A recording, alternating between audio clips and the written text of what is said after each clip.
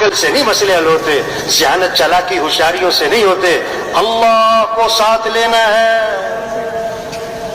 جیسے کسی کا مسئلہ پھنسا ہوتا ہے نا کہ جی فلاں وزیر صاحب کو بیچ میں ڈالو، کہ فلاں آئی جی صاحب کو بیچ میں ڈالو، کہ فلاں صدر صاحب کو بیچ میں ڈالو۔ تبلیغ میں پتہ کیا کہہ رہے ہیں؟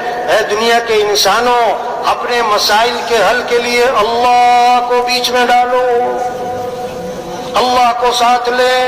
کیسے کہ حضرت محمد صلی اللہ علیہ وسلم والے اعمال پر آئیں۔ یہ قرآن مسئلوں کا حل ہے، قرآن مسئلوں کا حل ہے۔ پڑھنا مبارک، یاد کرنا مبارک، لیکن قرآن مسئلوں کا حل ہے۔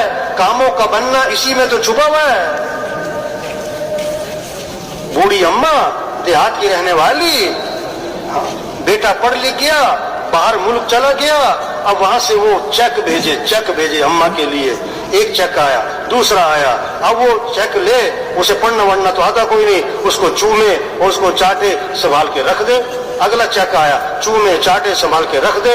اب جناب کئی سارے چیک گھر میں کھانے کو نہیں ہے، فاقے پڑے ہوئے ہیں، دوائی کے پیسے نہیں ہیں، مسائل بنے ہوئے ہیں اور چیک پہ چیک جمع ہو رہے ہیں۔ اب اس چیک سے فائدہ کیوں نہیں اٹھا رہی؟ اسے پتہ ہی نہیں اس میں ہے کیا۔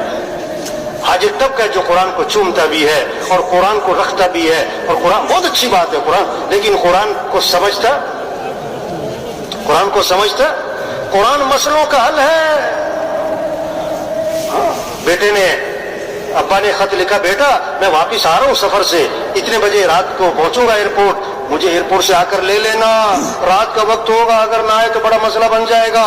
اب بیٹے کے پاس خط آیا، اس نے اس کو چوما اور اس کو ماتھے سے لگایا اور اس کو پڑھا اور سینے سے لگایا اور سنبھال کے لپیٹ کے رکھ دیا، ایئرپورٹ لینے نہیں گیا۔